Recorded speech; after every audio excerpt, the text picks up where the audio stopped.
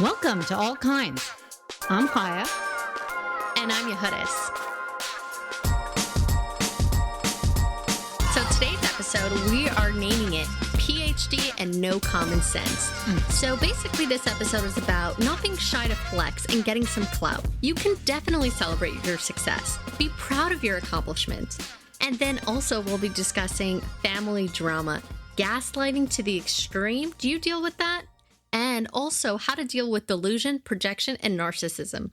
Then we're going to be talking about Mayim Bialik, the ultimate YouTube cringe. I had no idea. Well, let's get right to it, girl. How you doing today? I'm doing well. It's finally sunny and hot in Vancouver. Oh, I know. I'm so delighted because, everyone told me it's not going to get hot out here, but it is. So I'm enjoying it. And speaking of the heat, it's time that we understood how to celebrate our success. Last week, we talked about putting yourself first, learning to say no, but I find we're still uncomfortable with certain successes. Like I'll give you an example, You know our upbringing. It was not easy. We didn't come from money or anything like that. Part of 10 kids, right.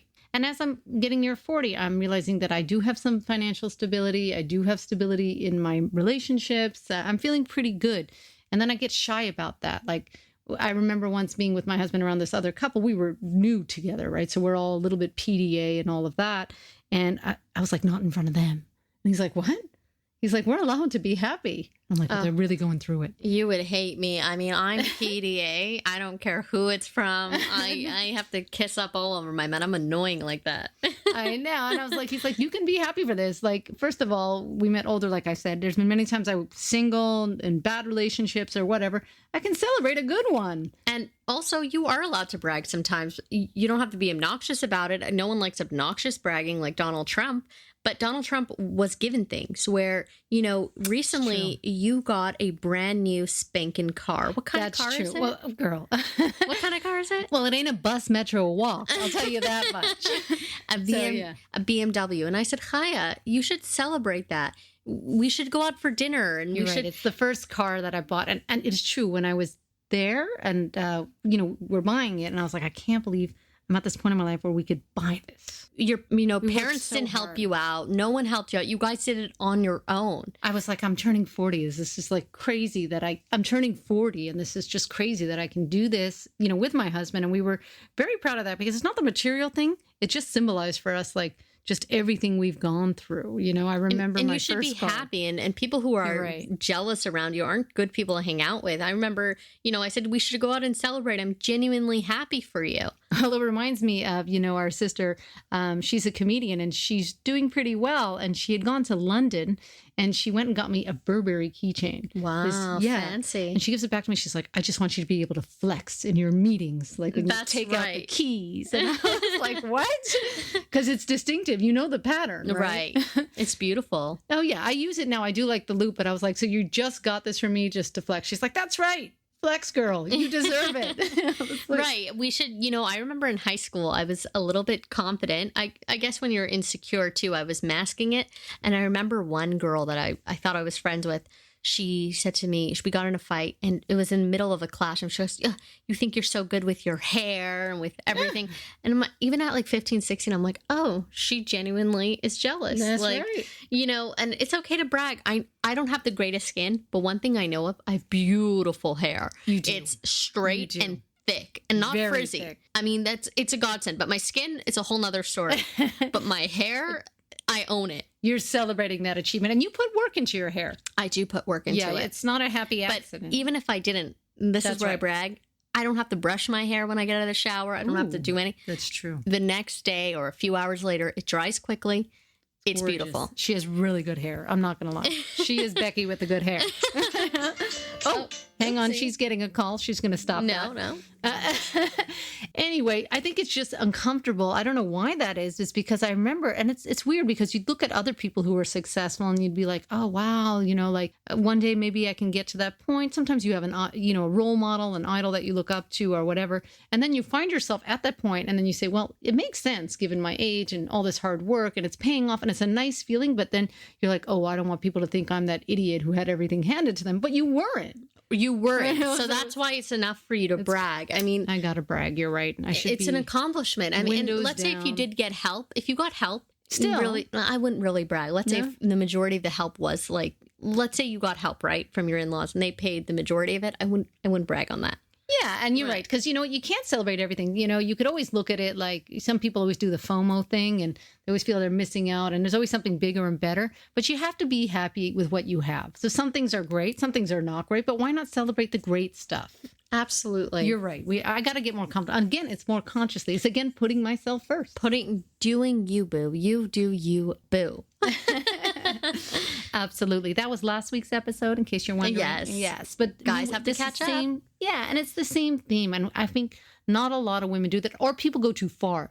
And that's how especially in dating, when someone's too flashy, too braggy, you're like, uh-oh, I bet this is all a house of cards. Well, that's what worries me. I mean, for my birthday, Chaya gifted me with a beautiful Kate Spade bag. So we go out for dinner the next day. And Chaya and her husband, Bruno. We go out to dinner that night. And, a nice part of Vancouver. And in Vancouver, unfortunately, there is a homeless problem. Drug addicts. It's very sad. They're addicted to all kinds of drugs. It's a big issue It's awful. here. My heart goes out to them. Yet there I was in the car saying, Bruno, should we park here right in front of them? And then I shocked myself and I said, all of a sudden, just because I have my Kate Spade bag, I am judging people off the street. Yeah, you're like, I literally can't be with these masses. You were literally judging people off the street. Is that not awful? But I loved how I forgot where I came from for a second. For like not even a second, all night. You're like, we can't park next to these people. I was using terms like these people. Okay, the minute I had my name brand designer bag, I'm looking nice. All of a sudden, I'm not one with the people anymore. Yeah, and you're like the unwashed masses. Right. Get away from me. So, that was my fancy, bitchy, snobby moment. You would forget. But you know what? I am proud that I did have a snobby moment just because it showed how far I came from, That's where I true. grew up. But then I quickly realized how wrong it was. Totally. It's easy. Well, they say that even like when it comes to like tipping, right? They say the wealthier the person is, the less generous they are. I'm a little sexist because with women, even if it's a bad waiter, I always give them 20%. They work very Men, hard. I always give them 15% because at the end of the day, I have very bad period cramps. Yes. I can't imagine being a waiter, a waitress, working with period cramps, running around the restaurant. And it is more expensive to be a woman. I mean, men really aren't is. buying pads.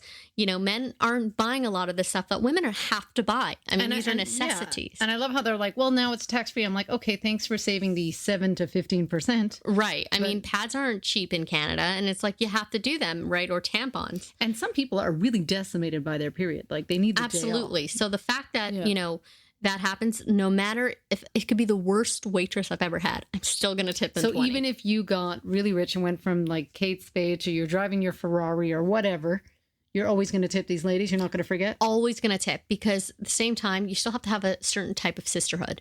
That's right. It's just, it is what it is. As a common woman, I always get mad whenever I go into a woman's public restroom and I see there's urine on the seat. I'm saying, where is the sisterhood? We all have to put our thighs down there. Please wipe the seat. And I get that they're squatting. I get it. And I heard it's worse than the men's, but I'm like, you just left that mess. Take care of it. Absolutely. Because some of us are short. And even though we squat, I'm not going to lie to you. Sometimes my legs get a little shaky. I have to put my thighs down. I can't even squat. I'm in that type happened. of situation. It's I cannot squat while I pee. Let's just admit it. A lot of us sit.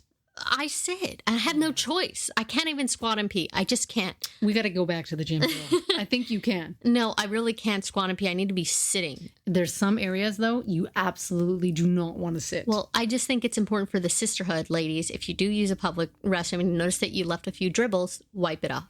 Yeah, I think there's no sisterhood left in the bathroom. We all saw it from Seinfeld. This lady couldn't even give her a square. I don't think, they're going to be using that square to wipe anything anytime soon. Absolutely not. I totally agree with sisterhood. And, it's the same thing with siblings or close family relatives. You have to have that type of bond. But what happens if the bond, it's toxic? What happens if there's gaslighting, projection, and narcissism in your family? How do you deal with that? Yeah, we're hearing lighting and All the time. gaslight thrown around like crazy. But basically, my understanding is that it's when someone tries to tell you that everything you said is wrong and make you believe you're the crazy one, even if you are correct in the situation. It's a manipulative way of turning it around on you. The term actually came from a play, I think in the 40s or 50s, where a husband kept turning off the lights. And the wife confronted him about this. And he said, no, I haven't been turning off the lights. That's right. So that's what gaslighting is. And in our family, unfortunately, not everyone, but there's a select few that love to project and gaslight. I think It's all those part go of the same, eh? Yeah, they definitely go hand in hand. And so does narcissism. Honestly, if you are gaslighting, you have to be some type of narcissist. That's right. Because they're doing it thinking they're never responsible. Right. There's no accountability. So even if they believe that, okay, they're not manipulating you, and even if they did something wrong and they don't want to see it. Or if their partners did something wrong. Right. So we have some situations where they'll do something wrong, but instead of addressing it and you'll say, oh, I'm hurt by X, Y, Z, they'll turn it around and say, well, no, but you should have done it. And they start accusing you of the very thing that you're saying I'm hurt by, instead of just acknowledging it and saying, okay, I'm sorry. Let's see how we can, fix this. Right. They'll insult you. Right. And say that you're crazy, you're exaggerating, your reaction is overblown. That's the big one. Oh, yes. That's you're too sensitive. However, when it comes to their situations, they're never too sensitive if something bothers them. Definition of snowflake, from what I understand. It's always snowing there. I mean, it's always sunny in California, and it's always snowing out east. Right. Anyway, but yeah, we see a lot of that. And I'm sure we all see it like in public life, narcissistic people. But really, what does that mean?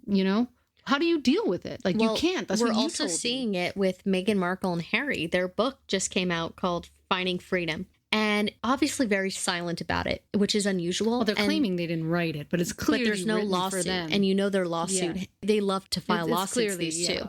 There's so many details that it would be stupid for us not to think that they had involvement. They obviously did.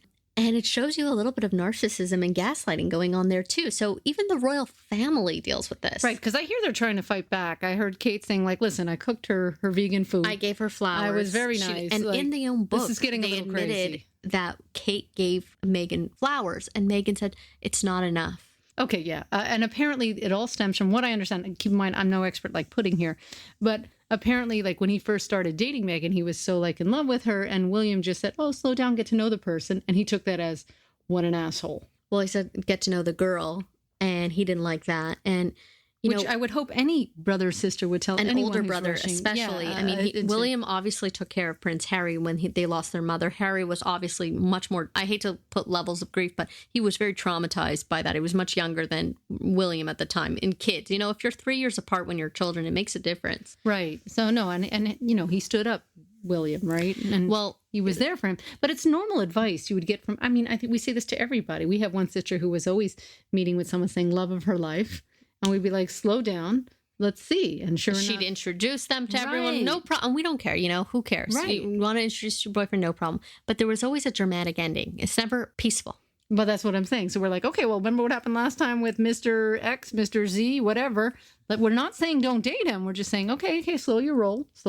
We also had a brother who did this. He was very cute about it. He just really appreciated women. And he'd bring over a girlfriend. And it was so nice to see. He was so respectful. He'd be like, love of my life. Most beautiful girl I've ever met. But he meant it. And he meant it, which was so nice to see that he had such a positive to any woman he met, really. He's always loved women, which is great to see. But that sister was always doing that. And we would give this advice.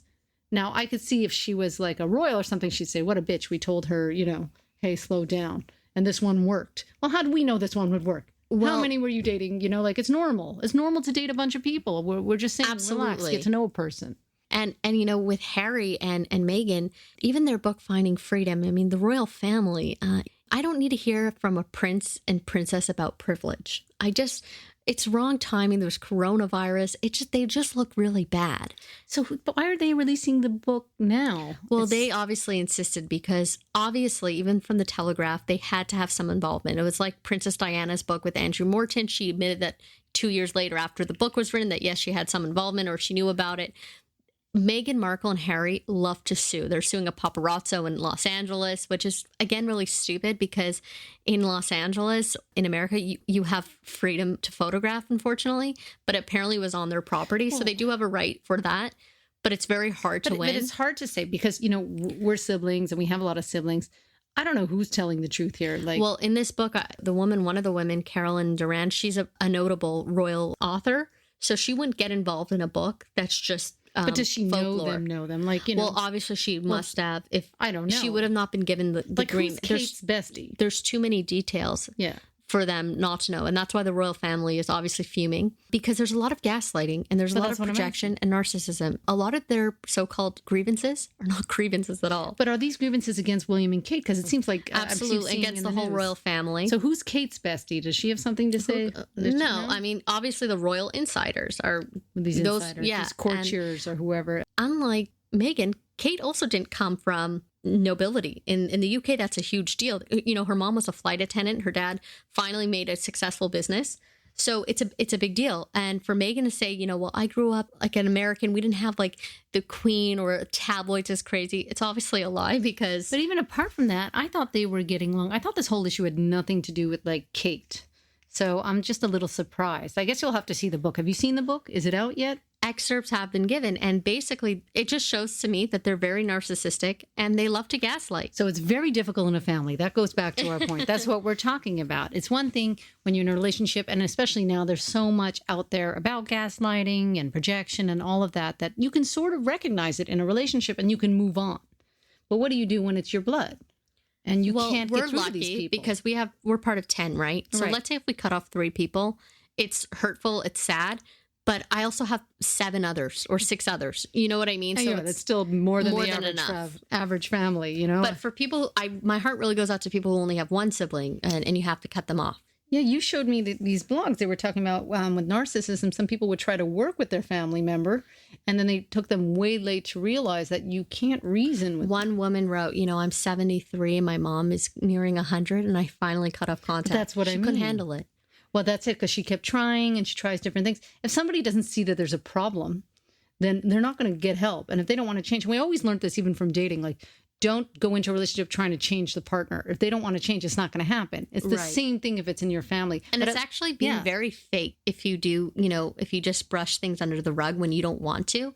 Don't be fake to yourself. No, actually just be real. And if you can't have a conversation and you feel like you're just talking to a brick wall and you're going in circles, you're not doing either party any favor. If this is how the person wants to live their life and they feel good with that, you need to respect it and they need to respect the same from you. That's all the advice we can give. It's sad. It's what happens. But that's how you deal with narcissism, apparently. There's no real cure unless the person wants to cure themselves. Right. I mean, there's no accountability from them. You're never going to get an apology. Or if you do get an apology, it's something like, I'm sorry, but. And we all know once you put but or however after sorry, it's not really an apology. And they'll find a way to put themselves and their grievance into anything you're talking about. Absolutely. And that's how you know you're dealing with this. And it's hard for you because you're like, I think I really know this person all my life. And then when you look it up, you're like, this isn't this person. They're just traits in a diagnosis. Absolutely. It's a little scary, but hopefully that's helpful to you, because when she showed me those blogs, I was like, these poor people, like trying till she's 73, this lady, to finally move on. I mean, think of all the drama she went through just to get to that point. It might be awkward if you have to go to family things, but you can be cordial with them. And if they're not cordial with you, the other family members will see that. So just be cordial if you have to see them, but honestly, cut it off. That's my opinion. Yeah. In one life, guys, I think we're all seeing that. It's just time to move on. Absolutely. So now we're moving on. We actually have to go to commercial. That's right. So this commercial is brought to you by flip-flops. Ooh. Oh, yes. From bikinis to boy shorts, the one thing you can truly decide on is your flip-flops. Mm-hmm. Whether showing off toe jewelry or a fresh petty, flip-flops let you decide how to show off your personality. From a variety of colors and designs, even high-heeled flip-flops. Can you believe?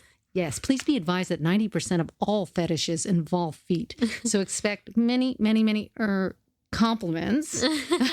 Flip-flops should be worn responsibly and not used to walk backward or to try to run anywhere. And we're back. That's a great commercial. You know, I love flip-flops. I have Crocs, but I don't have the closed Crocs. Crocs actually makes beautiful flip-flops with the Croc sole. You're walking on clouds. Well, I got you those yoga mat flip-flops. She also got me the yoga mat flip-flops, which are incredible. Really good. But I'm just saying, let's say if you're traveling and you need like a heavy-duty flip-flop, Crocs is your person. But it's so true. I remember because I'm very short and my husband's tall. So I was like, I'm going to get these high-heeled flip-flops. We're going on vacation. And every time I'd see these pictures of us together on the beach, I'm like, let me get these. So they're ridiculous. He hated them. He hated them. He was like, no. I'm a sun hat type of gal. I love a good sun hat. You look good. I can't rock it. I look ridiculous, but they're beautiful. So it's the summer, guys. And when you have nothing else to do in the summer and you're on the YouTube and you want to see some good laughs, shits and giggles, who do you turn to? we are talking about, and I'm ashamed to say it because she is a fellow member of the tribe, but I can't be biased here. Mayim Bialik has got to be the most cringiest, judgmental YouTuber that we have.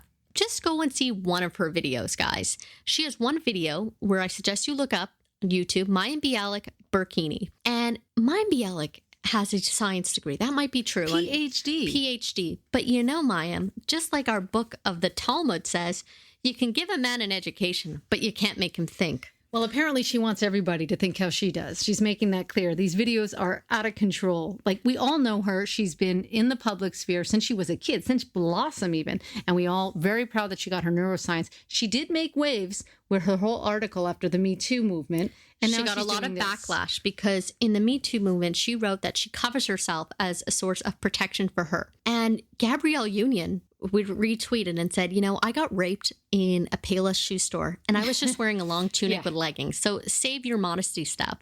Granted, we all know what hoochie is. Amber Rose, let's say. But Amber Rose loves that style. So who are you to judge? You can't blame She women. doesn't deserve to be raped. If she wants to dress that way, she wants to dress that way.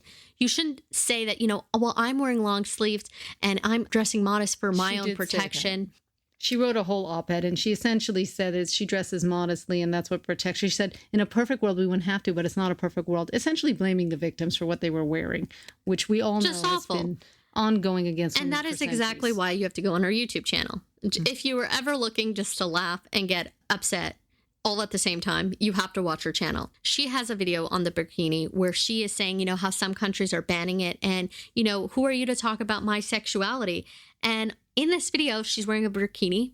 On top of it, she's wearing a regular bikini. And they're basically making fun of the whole burkini ban, which is fine, right? No, but she's saying that she should be able to wear her bikini if she wants to. And I said, that's great. Would you allow me to wear a bikini to your party? She would not.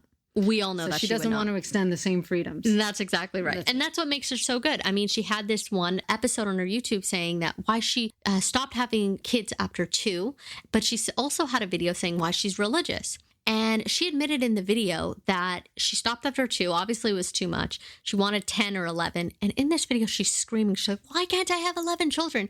And I paused and I said, Chaya, that's who she really is. That's the real person. When the cameras go off. So she is judgmental. She also has another video where she discusses that her ex-boyfriend remodeled her own kitchen. She, to me, seems like a user, unfortunately.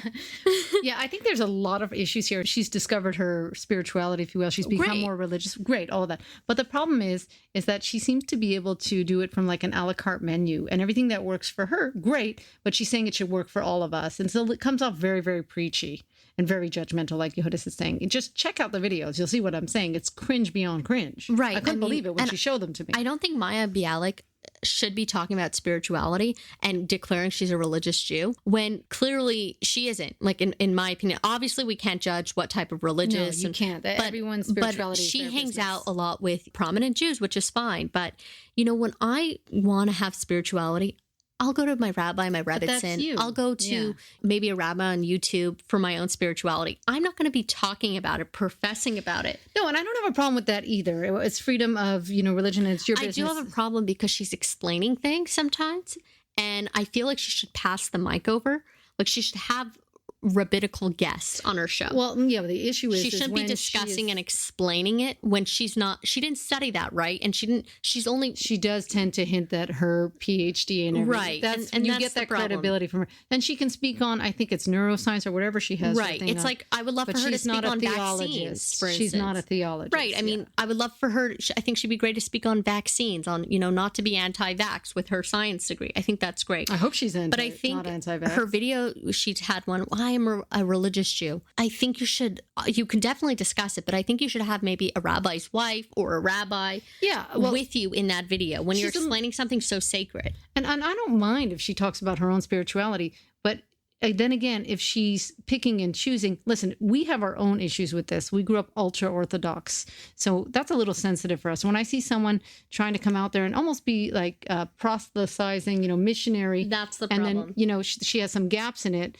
And then it looks very easy. Jews don't convert people. Actually, we're not known for being welcome. When someone wants to convert to Judaism, we're like, why? You have to say no. We all saw that on Sex and the City. Right. We have to say no. Yeah. So especially the proselytizing, it's just, again, if you want to talk about your spirituality, have someone who's studied this. Have a rabbi She's not come the on. expert. That's all we're trying to But say. she acts like the expert. But it extends not just from her religious stuff. I mean, it's like that burkini video. Well, you know, she's trying to pass it off like, I'm just more comfortable. Well, I'm she just had more the loving. audacity that to talk about her grandmother. So she said her grandmother was religious, but you know, maybe her grandmother didn't know. She said, you know, my grandmother was religious, but we didn't really grow up religious because she was scarred from it. And you know, I think my grandmother just had a very bad experience. Excuse you? Let the You grandma know speak. more than your grandmother. You don't know. Right. And her grandmother's no longer with us, I believe. Right. You know, So it's like, who are you Let her to speak say? on her own spirituality. That's right. That's the problem. Is like, I feel like she's like forcing it on people, like her view. And we see that a lot with a lot of different religions.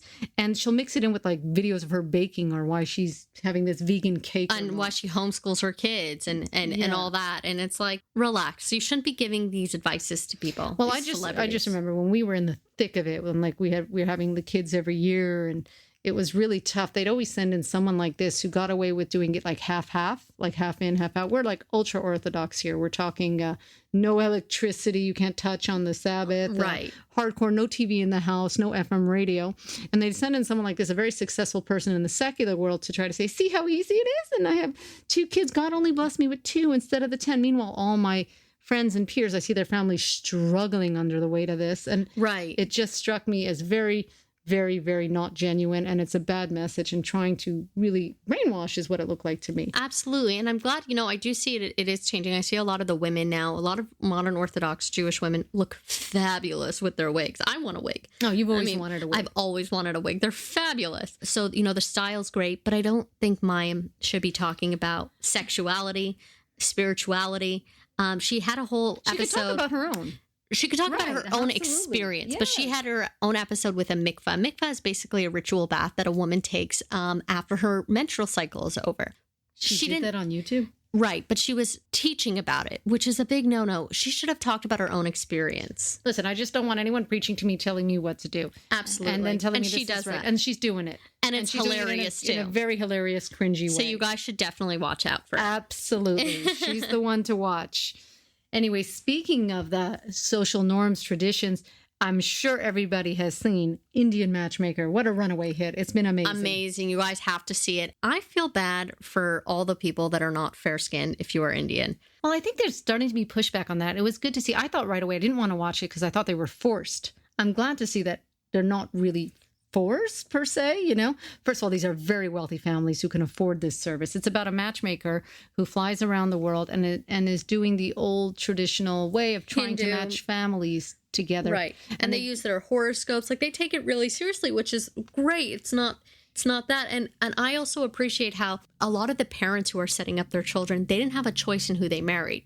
So the fact that they let their kids in the matchmaking process is a huge change, which is good. And it's also showing some very, very unique things because you're seeing some very strong women here. And they keep telling the women, you need to adjust, you need to compromise. They don't have the same speeches with the men, right?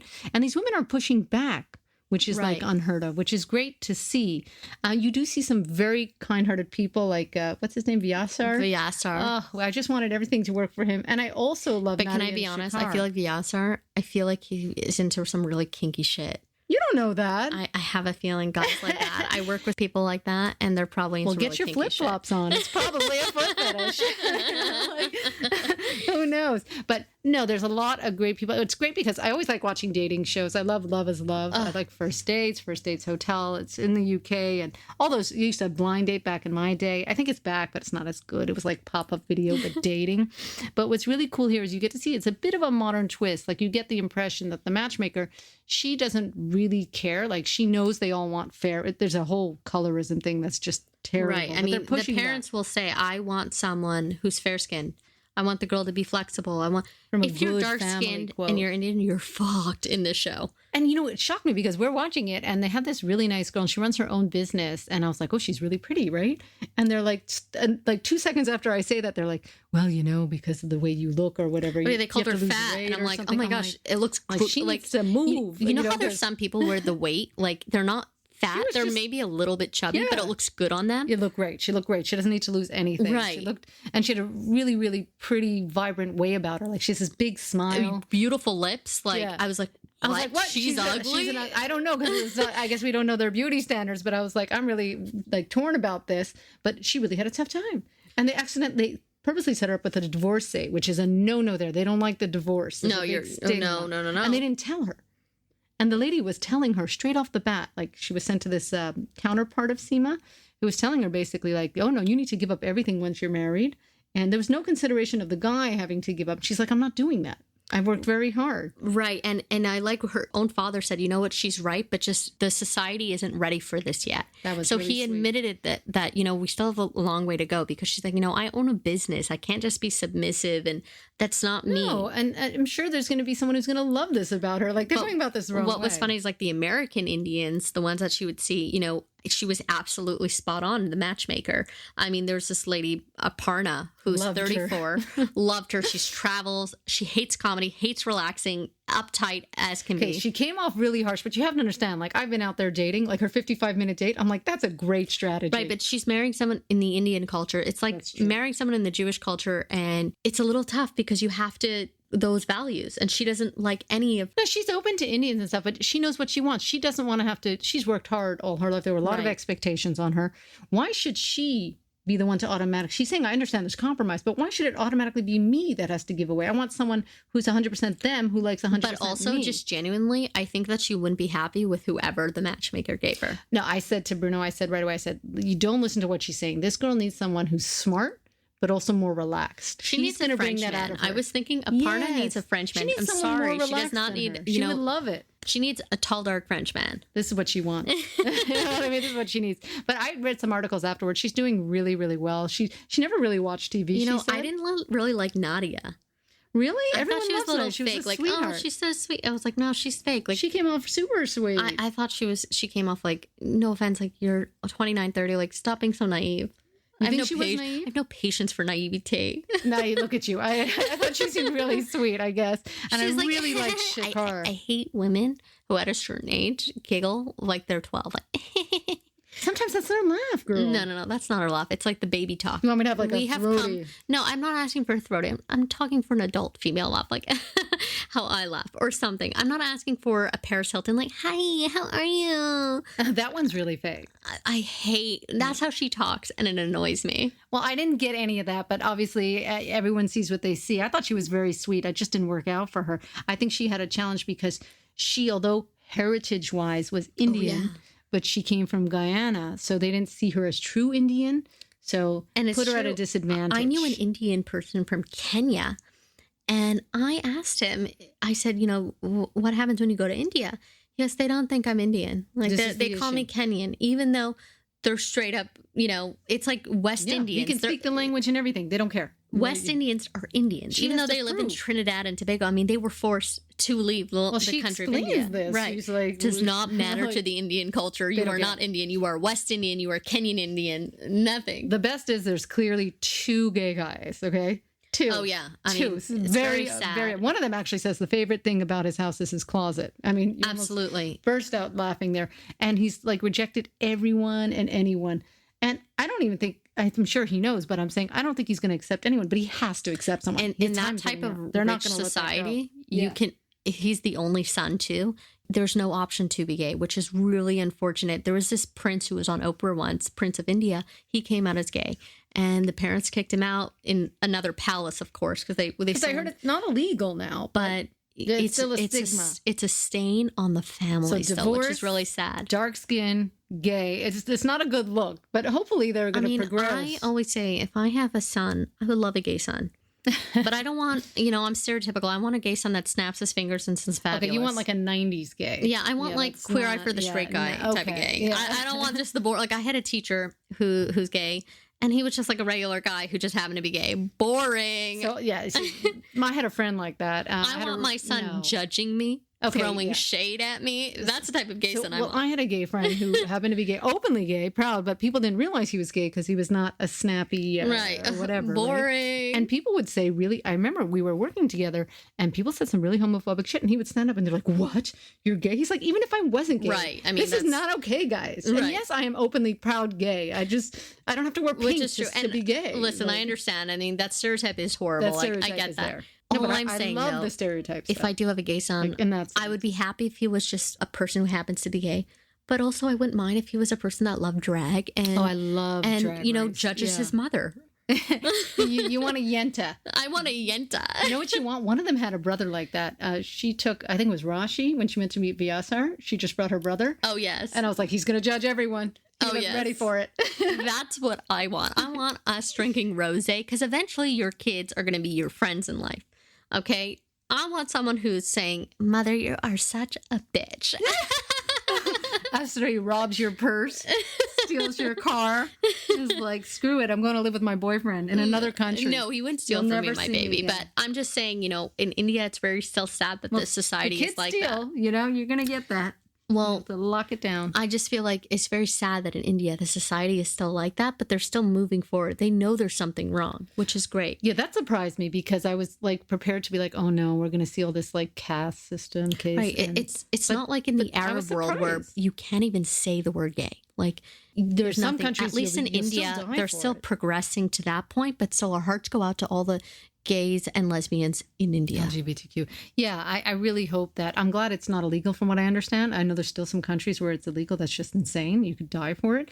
But I hope that they progress further because it seemed like they like this culture. And if they could just move forward and accept everyone, they could continue with these matchmaking. I think his name is Pradham or something. He, I feel, can meet an amazing guy and he would be so happy. They could set him up with Akshay. That's true. Well, and the mother might like him. Akshay, I don't think he's gay. I just think he's just on the spectrum, and I think he's just too much of a mama's boy. Like, I don't know. I mean, a lot of people are thinking you guys have to watch the show Indian Matchmakers. It's a really great show. It's very entertaining and a little bit enlightening in certain ways. A little more progressive than you think in certain areas, a little backward in others, but very good show. And I hope they do a season 2. I would love a reunion. Yeah, they need to start Netflix. We need reunion. Attention, Netflix. You did a good job on the reunion for Love is Blind. Loved it. Any dating show, Netflix, you just got to put a reunion. Yeah, we must have it. We can't be having to be internet detectives every time. I mean, I had to look up what happened in them after. Apparently, Akshay ended the engagement. Yes, I was shocked. We need a reunion like, for this. I don't want to hear it off a gossip site. And give Aparna a spin-off. I want to see her with all kinds of dudes. Right. I mean, she deserves it. Who does not know about salt flats in Bolivia? I didn't know, but thank you, Aparna. I now know. She said there was a spike in Google looking it up after. Oh, yeah. She's great. I mean, I love Aparna. I'm not hating on her. I'm just saying she is just genuinely too picky. Well, I also think there's a bit of that, but there's also like, trust me, when you go on dates, especially now with the Tinder and everything, how many times have you known within 5 minutes? Like I learned the lesson the hard way. In the beginning, I would do a date. Let's do a meal. Then I was like, oh, crap. Right, but I feel like she wouldn't compromise at all. I don't think has to be some compromise. I think chemistry could overcome it for her. I firmly believe they gave her a fun-loving, smart person. Yeah, if he was successful, okay, I'll give you that. She needs a caveat. Somebody who's either very ambitious or successful, established, I think is the word they use in Toronto. Right, she wants established. I mean, I understand she went on a date with a podcaster and he only admitted that he only recently started making money. That would make me nervous too at a certain age. Yeah, I don't know. I think when she mid-30s, and she's very 34. Okay, yeah. So she hates her job though too, which is great. I mean, finally a real person. I hate people who love their job and Facebook their job. LinkedIn their job. Like, fine, you can LinkedIn your job, but your job isn't your life. I know somebody was really celebrating on Twitter because I was trying to find information about people after the show. And they're like, she accepted my request on LinkedIn. Is she still working at that law firm? Because she made it clear she hates it. No, she's in-house counsel for a company. That's what it is. But Shakar loved his job because he had his own law firm. Right. I think that's different. If you do you, boo, maybe. That is true, guys. Well, enjoy the show, guys. Definitely worth watching. And when you're done that, you can check out all the cringeworthy videos from Mayim. You guys got to watch Mayim Bialik, and you'll see what we're talking about. She's lecturing, but she's really judging. You'll love it. It's good times. Get the popcorn. Well, if you like what you hear, don't forget to check us out weekly on iTunes or on your preferred platform. Please give us a rating and subscribe to the show. Give us the stars you think we deserve. Check out our website, www.allkindspodcast.com. You can also hit us up on Twitter at allkindsweekly or on Instagram at allkindspodcast. We look forward to hearing from you, and maybe we can discuss it on our next show. Thanks for listening.